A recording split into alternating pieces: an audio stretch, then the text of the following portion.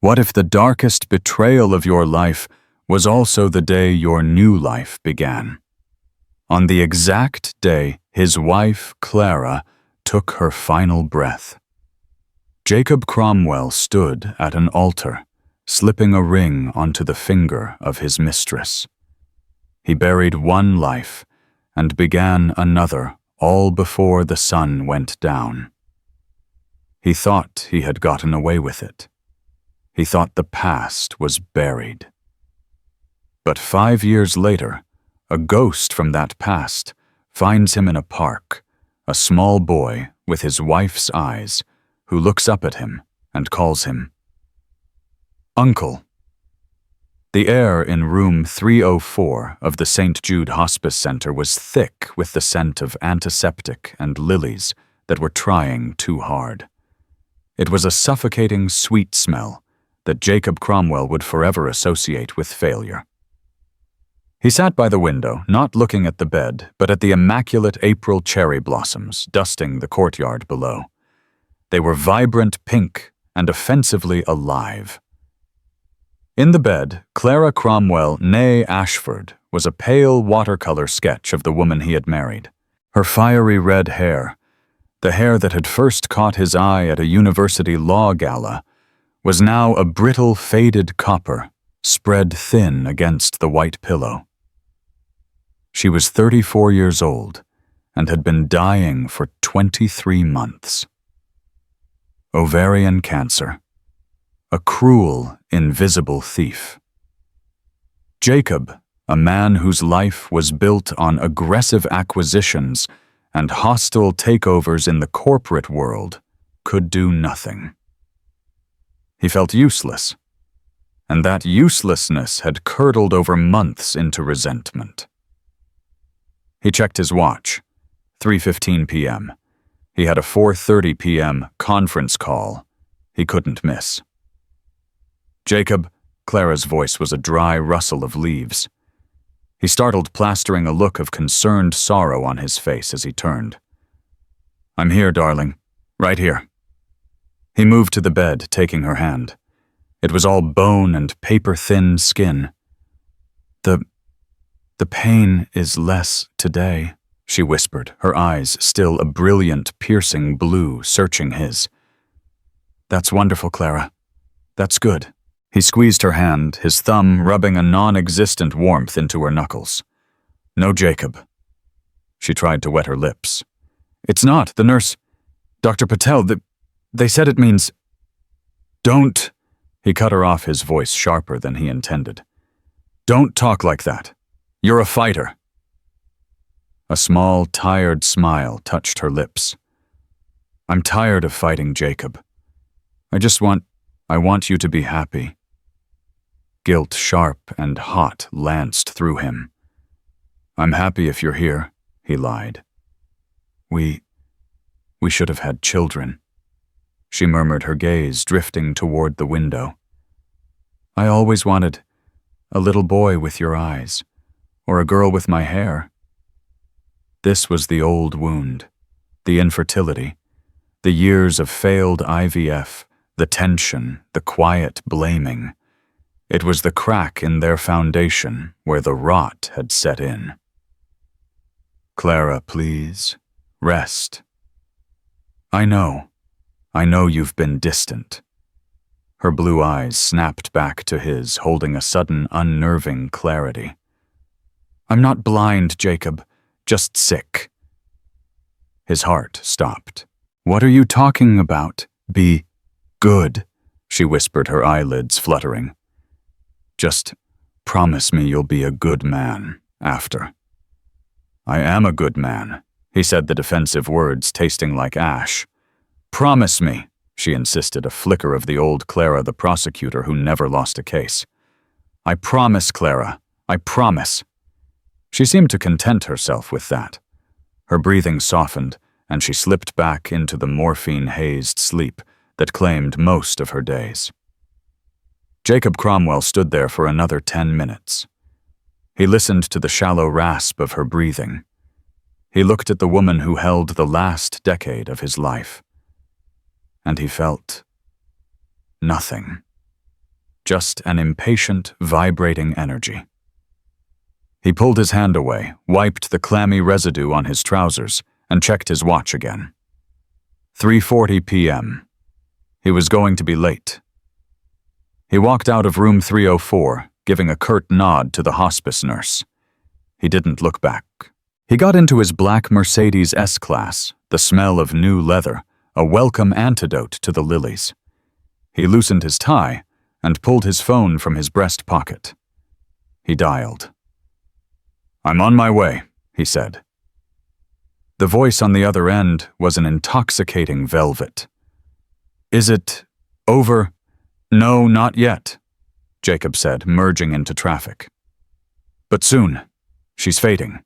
I can't sit there and watch it, Serafina. It's draining me." "I know, my darling," cooed Serafina Dubois. "You're a good man. Too good. You've done your duty. Now come home. I'm waiting." "I'll be there in 20, he said. "The reservation at l'Orangerie is for 7 p.m. The suit is already pressed. I'll see you at 4:30. As he drove away from the hospice toward the gleaming downtown condo he shared with his mistress, he didn't feel like a husband. He felt like a man about to be paroled. The call came at 5:02 p.m. Jacob was standing in Serafina's marble-veined bathroom, steam clinging to the mirrors. He had just finished shaving. He was wearing a towel, and the scent of expensive sandalwood soap was sharp in the air. Serafina, already in a silk robe, was painting her toenails a deep vampiric red. She was the opposite of Clara in every conceivable way. Where Clara was sharp edges, legal briefs, and understated elegance, Serafina was all soft curves, fragrant oils, and unapologetic hedonism. Her hair was a cascade of black ink, and her laughter was loud and full. She was life, he told himself. She was what he deserved. His work phone, the one Clara knew about, buzzed on the marble vanity. The caller ID read St. Jude Hospice. He froze. Serafina looked up, her brush poised. "Answer it, darling," she purred. "It's better to know." He picked it up. "This is Jacob Cromwell." "Mr. Cromwell," said the kind, tired voice of the charge nurse. "It's time. Dr. Patel believes it will be in the next few minutes. You should come." Jacob looked at his reflection. His jaw was clean-shaven. His hair was perfectly coiffed. He looked ready for a gala, not a deathbed. I'm in a meeting in the middle of a major negotiation." He lied the words, flowing with sickening ease. I'm on my way. I'll be there as fast as I can." "Mr. Cromwell," the nurse said gently, "I don't think you have as fast as I can. I think you have now." "I understand," Jacob said, his voice flat. He hung up. Serafina stood up, walking over to him. She placed her hands on his bare chest, her red-tipped fingers cool against his skin. "Well, it's time," he said. She studied his face. He felt nothing. No, that wasn't true. He felt a profound, terrible relief, and the guilt of that relief was a physical weight. "Jacob," Serafina said, her voice dropping, becoming practical. "Look at me." He met her dark, assessing eyes. "You've been sitting vigil for 2 years," she said, her voice firm. "You've sat by her side. You've paid for the best doctors, the best hospice. You have done everything. Her dying. It's a release, Jacob. For her. And for you. You going there right now. What will it change? You'll watch her stop breathing, and you will carry that image with you for the rest of your life. Is that what she would want?" She asked me to be a good man," he murmured, remembering her words from just hours before. "And you are," Serafina said, kissing his chin. "You're the best man I know, but your life, our life, has been on hold. We've been hiding. I've been your dirty secret." "No," he said, "not a secret, just private." "Jacob, the Justice of the Peace is booked for 600 p.m. Our flight to the Maldives is at 10:00 p.m. This tiny private ceremony, it's just for us. It's a formality before our real life begins. Don't let this ending ruin our beginning." He looked at her. He looked at the phone. He thought of the drive, the antiseptic smell, the rattling breath, and he thought of Serafina in the white, backless dress that was hanging in her closet. He made a decision. A clean break. A surgical cut. "She's already gone," he said as much to himself as to Serafina. "The Clara I knew, she's been gone for a long time." "Exactly," Serafina whispered, kissing him. "Now go. Get dressed. Our future is waiting." At 5:47 p.m., Clara Ashford Cromwell died alone. The nurse held her hand. At 6:15 p.m., in the sterile beige office of a county justice of the peace, Jacob Cromwell and Serafina Dubois were pronounced man and wife. Jacob's hand was steady as he slid the 3-carat platinum diamond ring onto her finger. She had picked it out herself. "I now pronounce you husband and wife," the justice said, looking bored. "You may kiss the bride." Jacob leaned in. Serafina's lips were warm, tasting of champagne and ambition. As he kissed her, his work phone buzzed in his pocket. A text message. "Mr. Cromwell, Mrs. Cromwell passed peacefully at 5:47 p.m.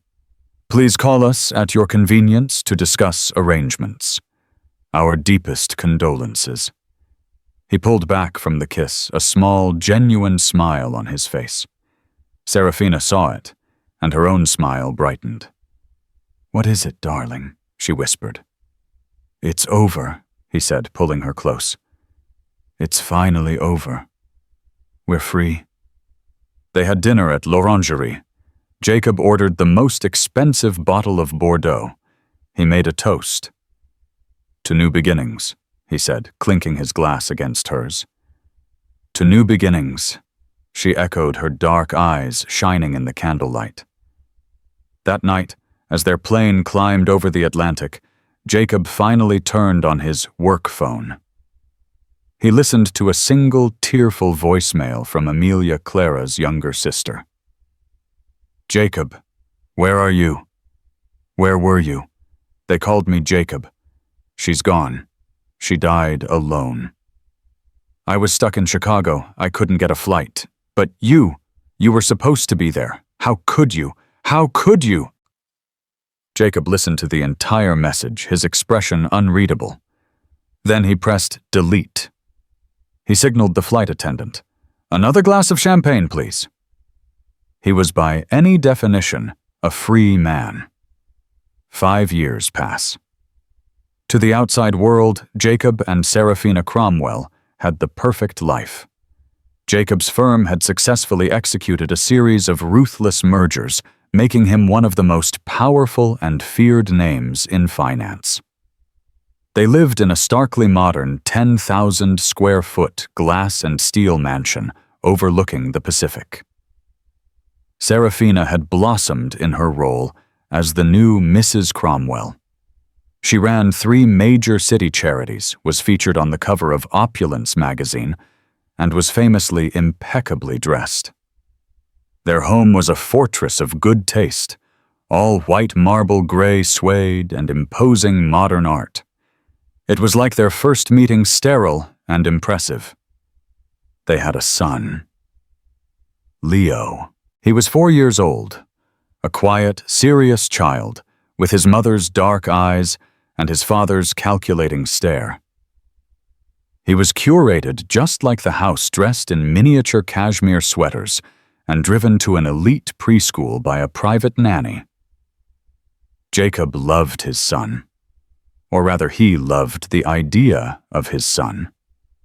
The heir, the continuation of the Cromwell line.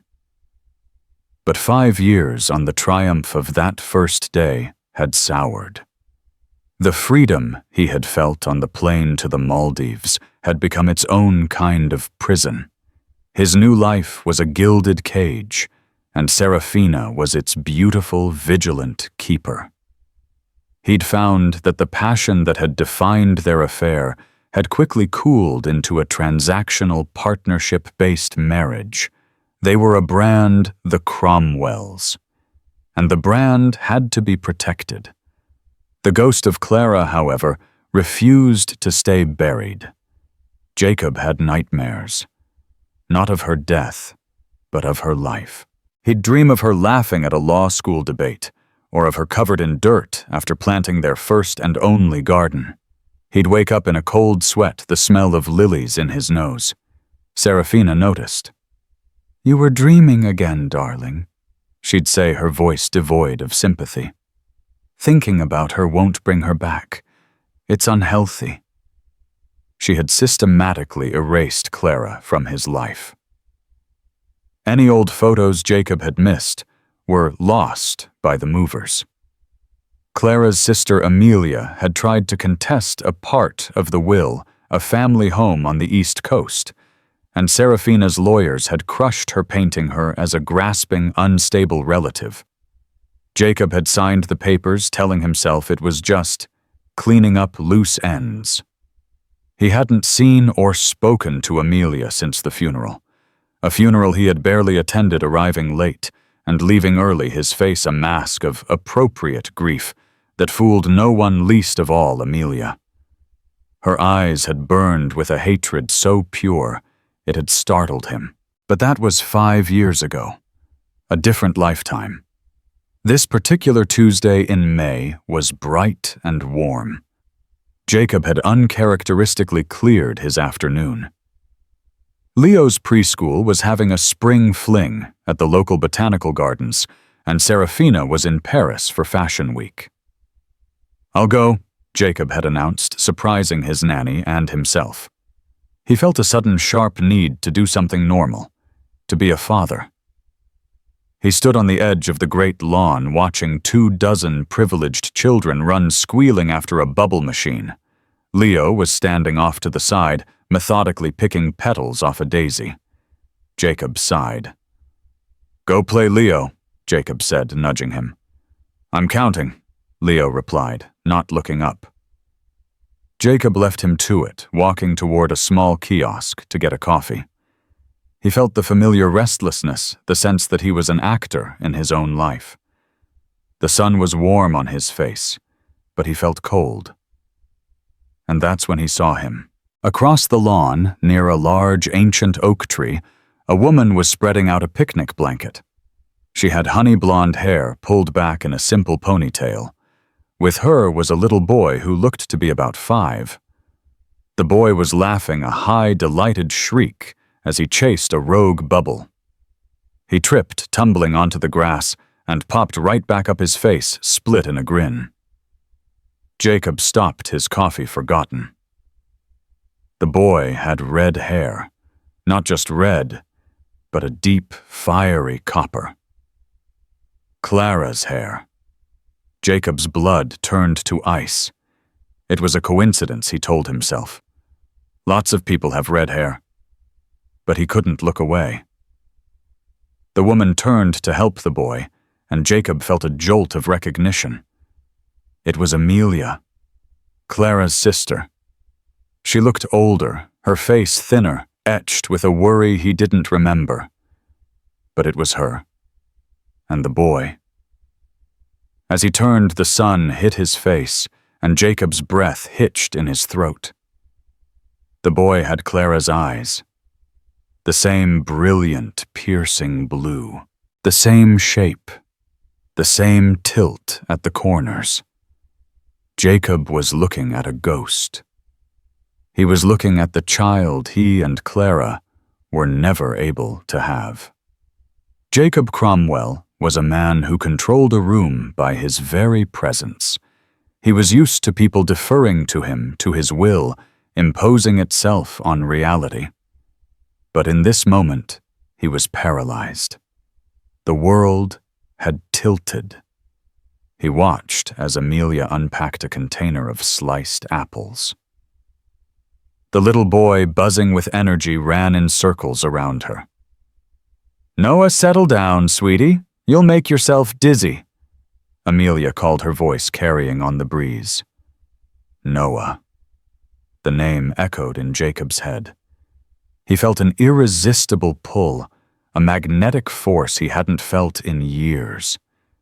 He started walking, his expensive Italian loafers sinking slightly into the soft grass. He didn't have a plan. He just had to get closer. Amelia was looking down, arranging the food. She didn't see him approach. But the boy did. Noah stopped running, his head cocked. He looked at Jacob with an expression of pure, unfiltered curiosity. Jacob stopped a few feet away. The resemblance was devastating. It wasn't just the hair and eyes. It was the sprinkle of freckles across his nose, the exact shape of his chin. It was Clara reborn as a 5-year-old boy. "Hello," Jacob said. His voice sounded rusty. Noah smiled, a gap-toothed, fearless grin. "Hi, my name is Noah. I'm 5. Who are you?" Jacob's heart did a painful, stuttering slam against his ribs. I'm Jacob." "Like the train," Noah giggled. "Noah, what did I tell you about talking to strangers?" Amelia's head snapped up. Her eyes met Jacob's. The color drained from her face. Every ounce of warmth, every hint of a smile vanished, replaced by a cold, visceral shock that quickly hardened into pure, unadulterated hatred. It was the same look from the funeral, magnified by 5 years. "Amelia," Jacob breathed. She scrambled to her feet, moving to put her body between Jacob and the boy. "What are you doing here?" She spat, her voice low and trembling with rage. My son, he's at this event," Jacob stammered, gesturing vaguely toward the lawn. "I saw you. You need to leave," Amelia said. Her hands were clenched into fists at her sides. "Amelia, who is this?" Jacob asked, his eyes locked on Noah, who was now hiding behind Amelia's legs peeking out. "He's my son," she said, her voice like ice. "Your son," Jacob did the math.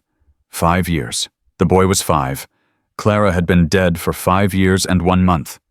I didn't know you were married." "There's a lot you don't know, Jacob," she said bitterly. "Now please, go. You are not welcome here." "Mommy, who is he?" Noah's small voice piped up from behind her. Amelia's face contorted in panic. She was trapped. She looked at Jacob's expensive suit, his powerful stance, and then at her son. She couldn't make a scene. "Noah, honey," she said, forcing a brittle, false brightness into her voice. This is an old friend of your Aunt Clara's." She turned back to Jacob, her eyes flashing a clear warning, "Play along, or I scream." "He's beautiful, Amelia," Jacob said, his voice thick. He looks just like her."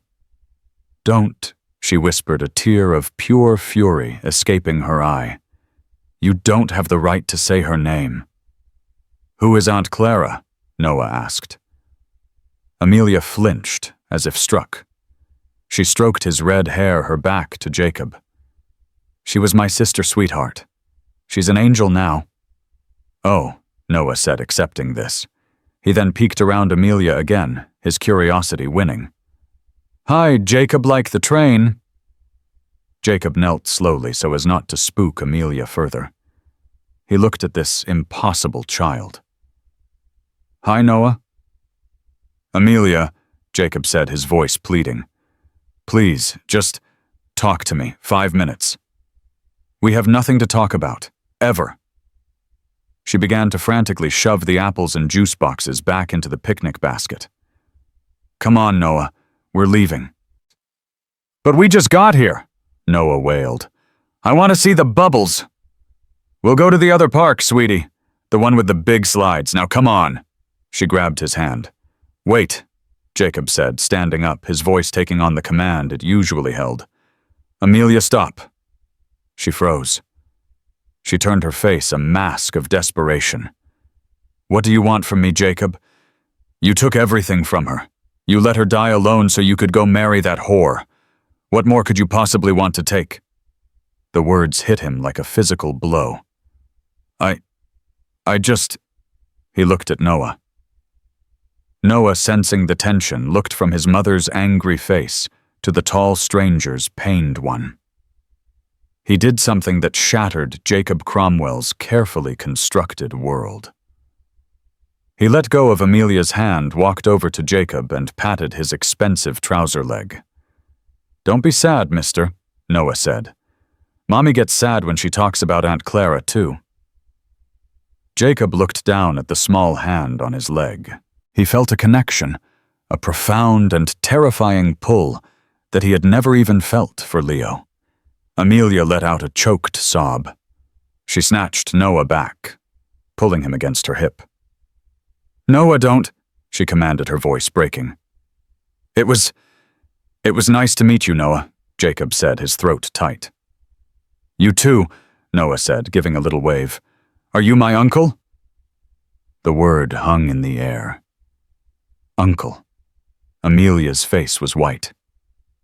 "No, sweetie, he's not. He's just Mr. Cromwell." She looked at Jacob, her eyes streaming. "Stay away from us, Jacob. I'm warning you, stay away." She turned and practically ran, dragging a confused Noah with her. Jacob stood there, rooted to the spot. The smell of cut grass and coffee filled the air. He watched them until they disappeared behind a grove of magnolia trees. Uncle. The math was impossible. Clara had been dying. They hadn't been intimate in more than a year before her diagnosis. And Amelia. She would never have. But the boy. The boy. Jacob Cromwell's mind, the mind that could dissect a hostile takeover in seconds, was now working with a new, frantic purpose. He saw his own son, Leo, still methodically pulling petals from the daisy. He looked at Leo, and then at the spot where Noah had stood.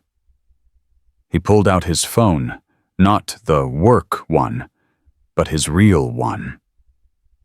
He dialed the number of his personal security chief, a man who found problems and made them disappear. "David," Jacob said, his voice dangerously quiet. "I have a job for you. I need you to find every piece of information you can on an Amelia Ashford. And her son, Noah Ashford. I want birth certificates. I want hospital records. I want to know who the father is. And I want it by morning." He hung up. The obsession had begun. Jacob did not sleep. He returned to the glass house on the cliff, his mind a vortex. Leo and the nanny had gone to bed. The house was silent, save for the faint, distant rhythm of the surf. Serafina was in Paris. He was alone with his thoughts. Who was Noah? A coincidence. Impossible. The face was Clara's. Amelia's secret child. With whom? And why did he look so much like Clara? Clara's secret child. Even more impossible. She was in a hospital bed, dying. He paced his home office, the floor-to-ceiling windows, showing him only his own haunted reflection against the blackness of the Pacific. At 4:17 a.m., his secure server pinged. David had delivered. Jacob sat his heart hammering. He opened the encrypted file. Subject: Amelia Rose Ashford. Age 32. Address: 1422, Sycamore St. Apt 3B. A modest rent-controlled apartment across town. Occupation: pediatric nurse, St. Jude Hospital. The same hospital where Clara had been, but in the children's wing. Financials: modest savings, Significant student loan debt. No co-signers. No joint accounts. Marital status, single. Subject, Noah Ashford. Age 5. DOB, April 12th. Jacob's blood ran cold. Clara had died April 28th. The boy was born 16 days before she died. Hospital of birth. St. Jude Hospital. Birth certificate. View document. He clicked the link. Child's name. Noah Ashford. Mother's name, Amelia Rose Ashford. Father's name, blank. Father's name, blank. It was a dead end, but it was also a blazing red flag. Jacob was a man of logic. He needed variables. He had none. He pored over the data. Amelia had taken a 6-month leave of absence from the hospital starting 3 months before Noah's birth and ending 3 months after. A standard maternity leave. It all pointed to a simple, sad story. Amelia had a child out of wedlock with a man who abandoned her. But it didn't explain the face. It didn't explain the eyes. Jacob closed his laptop, the frustration gnawing at him. A birth certificate wasn't enough. He needed something else. What had he missed? His mind flashed back to the funeral. Amelia's rage, the will. Clara's sister Amelia had tried to contest a part of the will. He'd dismissed it at the time. He'd let Serafina's lawyers handle it. What had it been about? He went to his physical safe, hidden behind a minimalist abstract painting. He spun the dial and pulled out a thick file labeled Cromwell C. Estate. He hadn't looked at it in 5 years. He found the legal challenge. It wasn't for the East Coast house, as he'd misremembered. It was for something else. A line item, access to contents of Safety Deposit Box 412B, First National Bank. Jacob had assumed it was jewelry. His lawyers had argued that as the sole beneficiary of the estate, all such property was his. The challenge had been dismissed. He had emptied the box himself. It had contained Clara's grandmother's pearls, some early savings bonds, and her law school diploma. He'd had it all appraised and sold. But there was another document stapled to it. A letter from Amelia's lawyer. My client Amelia Ashford does not dispute Mr. Cromwell's claim to the material assets. She is, however, petitioning for access to the box based on her sister's written instructions, specifically concerning deeply personal, non-monetary items she believes are stored therein. What non-monetary items? Jacob's mind was racing. A safety deposit box, a hospital, a birth. He sat bolt upright. IVF, the years of failed treatments, the hormones, the clinics, the harvesting. He and Clara had gone through 3 rounds. The first 2 yielded nothing. The third, just before her diagnosis, had been different. We have 3 viable embryos, Mrs. Cromwell, the doctor had said. Grade A, we can implant 1 now and freeze the other 2. They had implanted 1. It had failed to take. Then Clara got the diagnosis. The cancer was aggressive. The treatment would make her sterile. The embryos were forgotten. We can freeze the other 2. Jacob stared at the black window. 2 frozen embryos. Biologically, they were his. They were Clara's. Oh my God, he whispered. He was a man who acted. He grabbed his keys. It was 4:50 a.m. The sky was turning a faint, sick gray. He didn't drive to Amelia's apartment. He drove to the cryogenic storage facility. He was Jacob Cromwell. The facility's director was woken up and was there in 30 minutes, sputtering apologies. Mr. Cromwell, what can we do for you? Is there a problem with the storage? I want to see my file, Jacob said. Of course. Cromwell, here we are. He pulled up a screen. Account status active. Annual fees paid automatically. Jacob had never even noticed the charge on his Amex. Specimens 2-2 human embryos, status in storage. Jacob felt a wave of dizziness. They were still there. Wait, the director said, scrolling. That's odd. What? Jacob demanded. There's a note here, from 5.5 years ago. A legal inquiry, from your late wife, Ms. Cromwell. What did it say?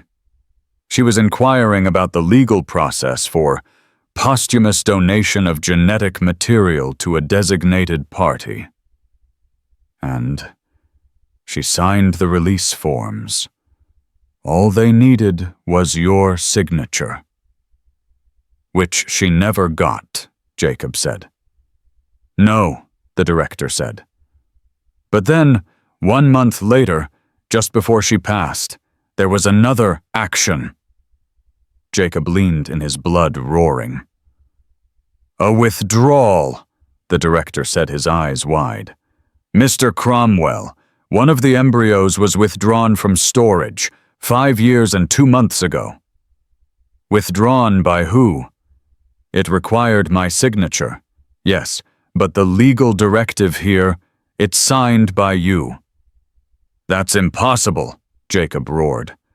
The director turned the screen, and Jacob's world ended. He saw the electronic signature. It was his. He'd never signed it. He remembered with sudden sickening clarity Serafina. 5 years ago. Darling, your estate lawyers sent over a mountain of paperwork for Clara's hospice care and medical directives. It's all standard. I've flagged the signature pages for you. You must be so tired of it all. He'd been in a hurry.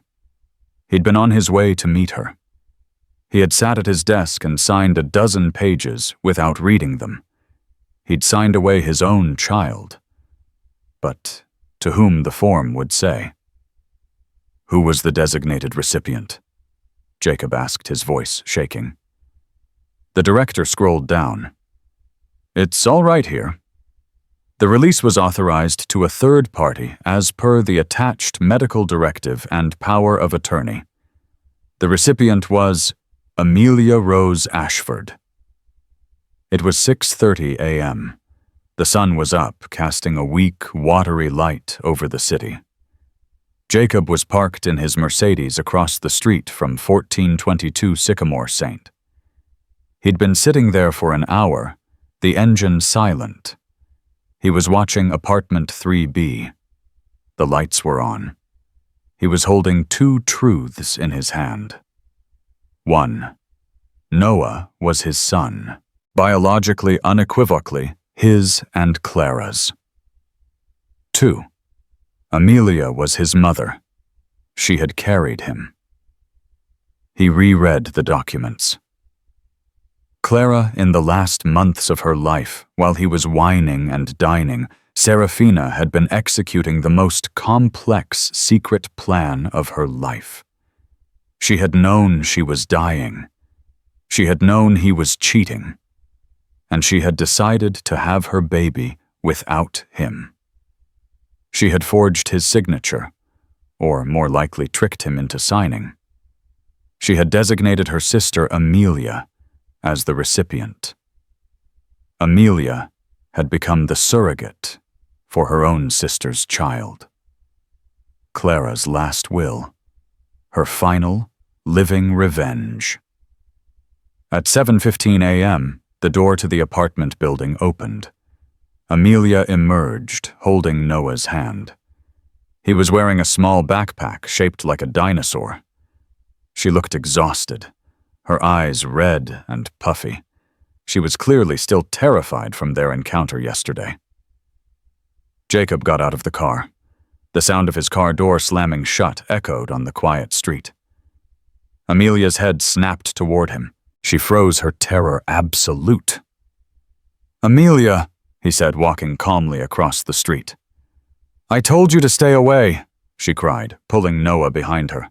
I'll call the police. I swear to God. Jacob, I'll scream. I know. Jacob said, his voice flat, dead. I know who he is. The blood drained from her face. You don't know anything.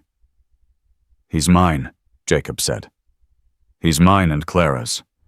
Born April 12th. You withdrew the embryo 5 years and 2 months ago. You carried him for her. Amelia looked like he had struck her. She stared at him, her mouth open, the lie dead on her lips. She had no defense. He had the facts. Get away from my son, she whispered, her voice breaking. No, Jacob said. Not anymore. He's my son. He's mine, she shrieked, the word tearing from her throat. I carried him. I gave birth to him. I'm the one who's been up with him every night, who's held him when he's sick. I am his mother. You are nothing. You're his aunt, Jacob corrected, his voice cold. And his surrogate. But I am his father. Mommy. Noah's little voice trembled. What's wrong? Why are you crying? Who is he? Amelia knelt her hands on Noah's shoulders, her back to Jacob. It's okay, baby. It's okay. This man, he's just confused. I am not confused, Jacob said, stepping closer. Tell him the truth, or I will. Amelia stood up, spinning to face him, her eyes blazing with a righteous fire he hadn't seen since Clara's in a courtroom. The truth, she hissed. You want to talk about the truth, Jacob? You think you've uncovered some secret, you know nothing. You walk up here in your $100,000 car and your bespoke suit, and you think you can lay claim to him, to her son. Our son, Jacob said. No, her son. She did this for her, not for you. She knew what you were. She knew you were with Serafina. She knew you were just waiting for her to die. That's not true. It is true I was there, Jacob. For 2 years, I was the one who flew in every weekend. I was the one who held the basin when she was vomiting from the chemo. I was the one who read to her when the morphine made her eyes blur. Where were you in conference calls, in late-night negotiations? She was screaming now. A window opened in the apartment above. You want the truth? Amelia continued, her voice dropping to a raw, ragged whisper. Clara didn't just know you were cheating. She knew who. Serafina wasn't a secret. She used to visit. Your mistress had the audacity to come to the hospice pretending to be Clara's friend. Jacob staggered. What number Serafina never... She did. She'd bring flowers. Lilies. Clara hated lilies. She'd sit there and talk about her new, exciting life and how important it was to let go of things that are holding you back. She was poisoning her Jacob, telling her to her face to just die already. No, Clara would have told me.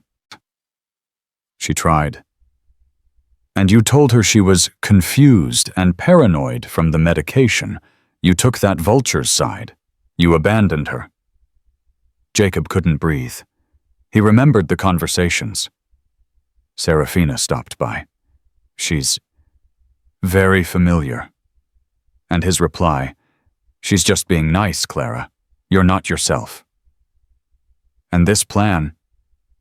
Amelia gestured to Noah, who was now crying silently. This was her escape. Her one good thing. She made me promise. She made me vow on her deathbed, the deathbed you weren't at, that I would raise him, that I would be his mother, and that I would never let you or that creature you married get your hands on him. She wiped her tears, her face hardening. So yes, Jacob, he's biologically yours, but he will never be your son. You lost that right. You burned it to the ground the day you left her to die alone. Jacob looked at the small, crying boy, his son, the living embodiment of his wife's love and the ultimate monument to his own betrayal. I'm his father, Jacob said, his voice hollow. I want him. Then you'll have to fight me, Amelia said, picking Noah up. And I am Clara's sister. I am not as nice as she was. She turned and walked, almost running down the street. Jacob stood on the pavement. He had won. He had the truth. And he had, in the very same moment, lost everything. The confrontation on Sycamore Street had not been a fight. It had been an execution. Jacob had returned to the glass and steel mansion on the cliff, but the house was no longer his home. It was a mausoleum.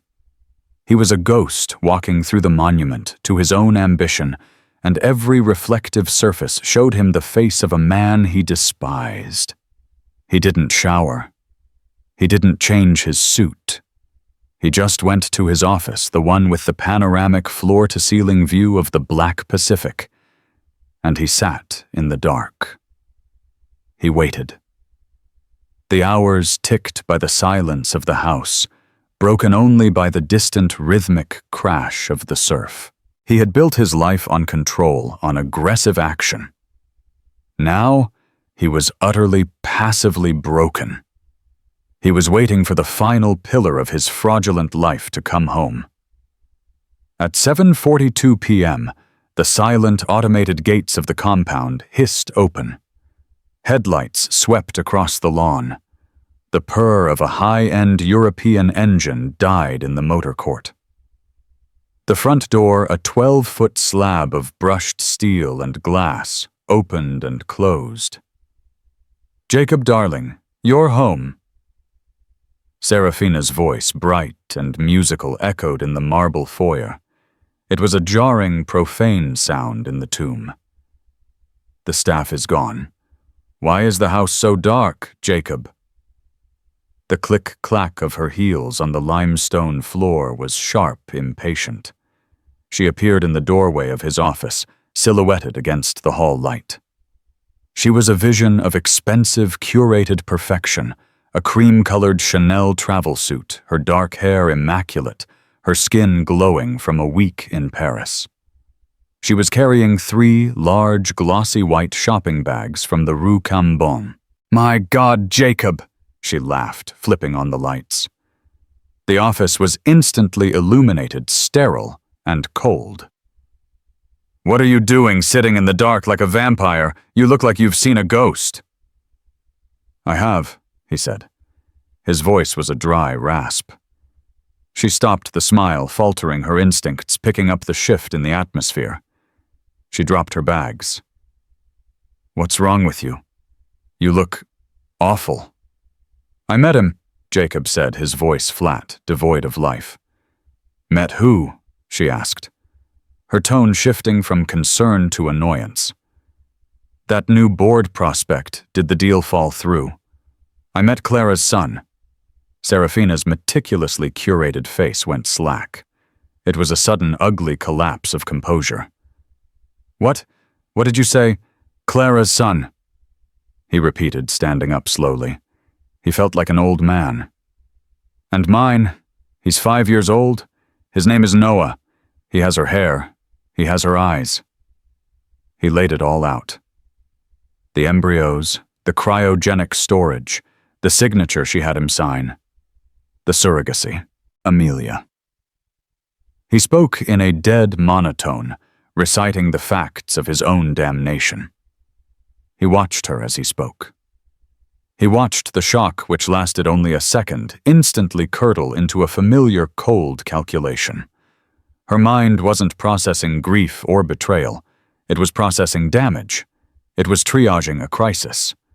When he finished, she was silent for a full 10 seconds. Then she let out a short, sharp, disbelieving laugh. "Her sister!" Seraphina scoffed a sneer, twisting her beautiful mouth.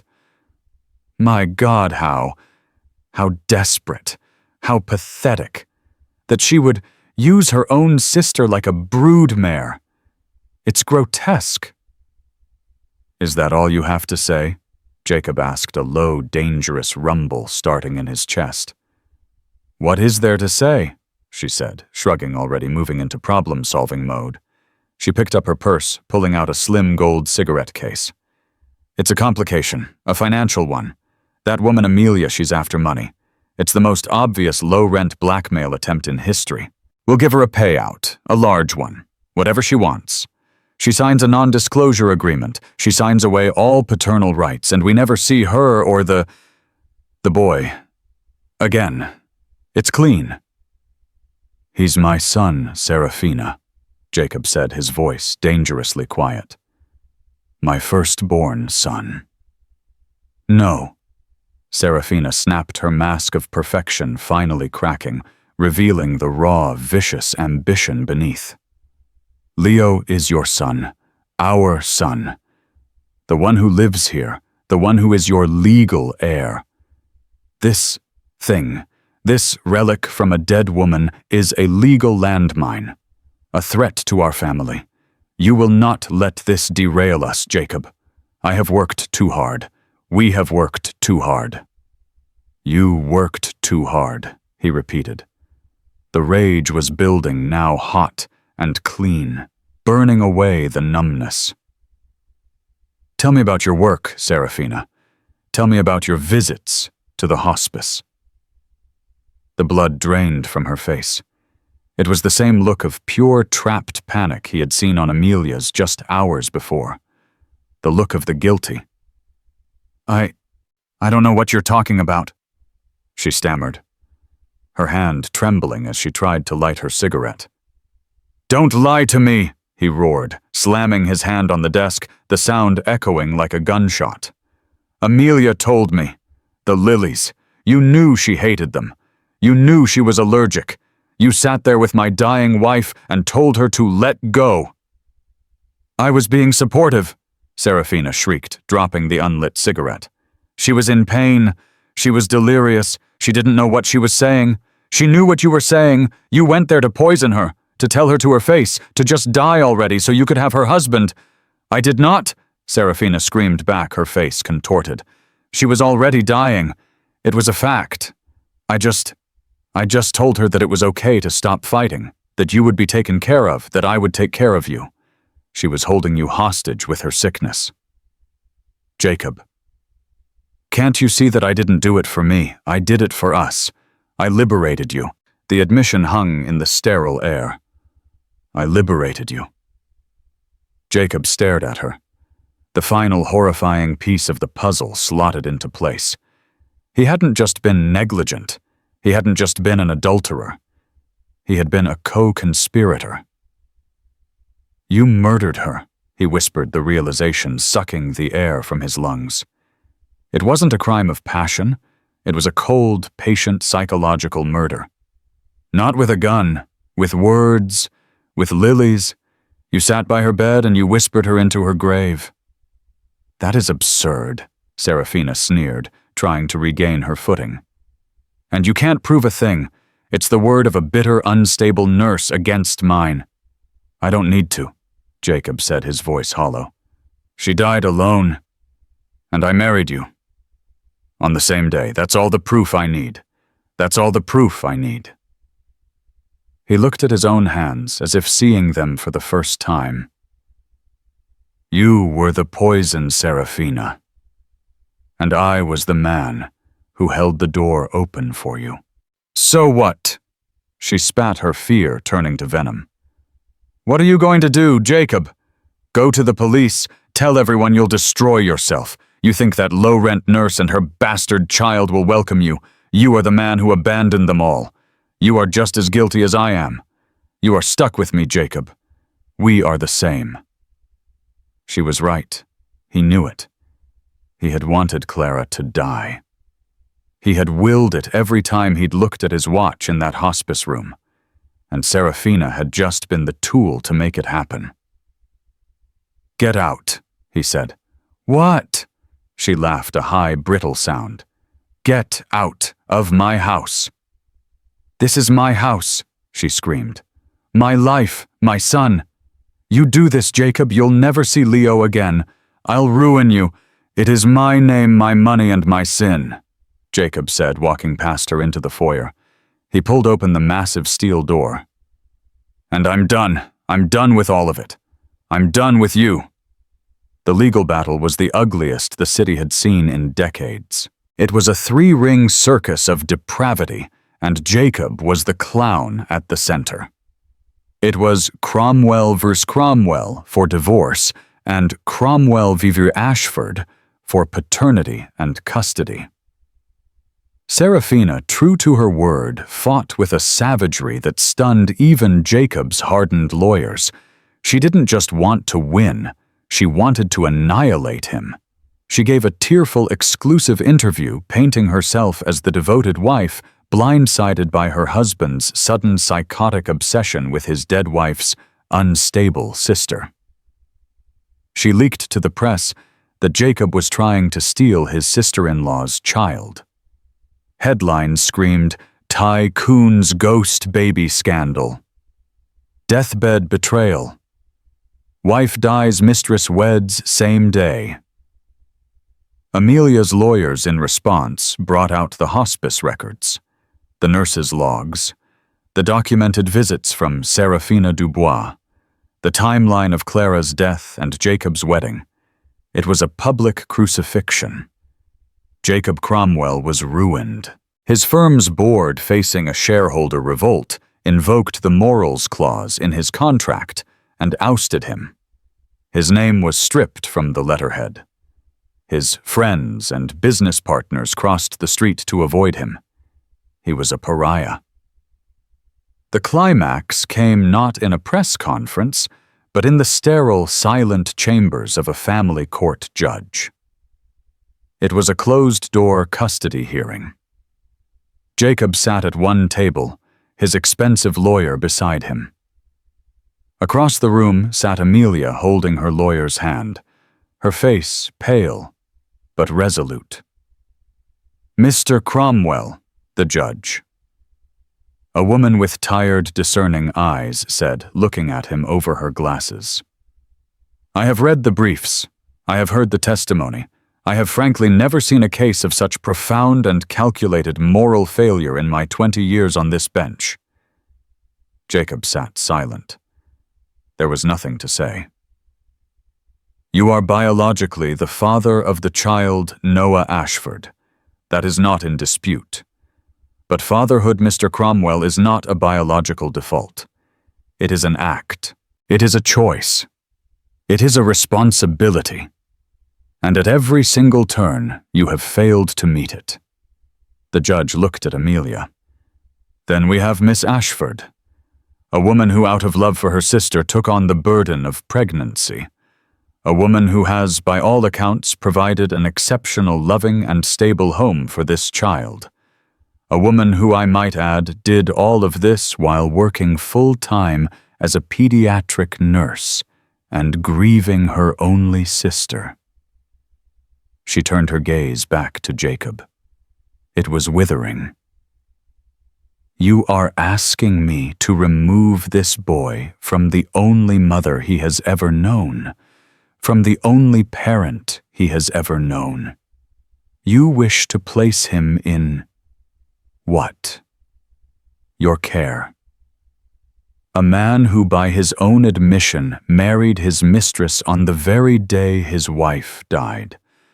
A man whose ex-wife, I see, has already filed for a restraining order and sole custody of your other son, Leo, citing your moral and psychological instability." "I've changed," Jacob whispered the words, tasting like ash. I've lost everything. Noah! He's all I have left of her." "He is not a relic, Mr. Cromwell. He is not a consolation prize for the life you burned to the ground," the judge said, her voice sharp as glass. "He is a child, and he is not all you have left. You have the consequences of your actions. Those are yours to keep." The ruling was final. Amelia Rose Ashford was granted sole legal and physical custody. Her petition to terminate Jacob Cromwell's parental rights was granted. He was denied all visitation, all contact. He was, in the eyes of the law, a stranger. 1 year later. The man who stood under the ancient oak tree in the botanical gardens was a ghost. He was no longer Jacob Cromwell the Titan. He was just Jacob. Gaunt, his $1,000 suit replaced by nondescript trousers and a worn coat, he watched. The glass mansion was gone, sold to pay Serafina and the lawyers. Leo was in Dubai. Across the lawn, on the same patch of grass, Amelia was pushing a swing. Noah, now 6, was pumping his legs, his red hair a bright, defiant flame in the afternoon sun. "Higher, Mommy." His voice, high and clear, carried on the breeze. "Push me to the sky. I'm trying, sweetheart." Amelia laughed. It was a real laugh, light and free. She looked up, and her eyes met Jacob's across the field. He expected the hatred, the fear, the anger, but there was nothing. She just stopped pushing her hand, resting on Noah's back. Her expression was not one of fear, but of a deep, profound sadness. Perhaps even pity. She knew, as he did, that he was utterly, completely defeated. Noah, feeling the swing stop, jumped off. He spun around and saw the man by the tree. He remembered. He smiled that same gap-toothed, fearless grin. His face, Clara's face, was full of nothing but sunshine. He waved. "Hi, mister." Jacob's throat closed. His heart, which he thought had turned to stone, cracked.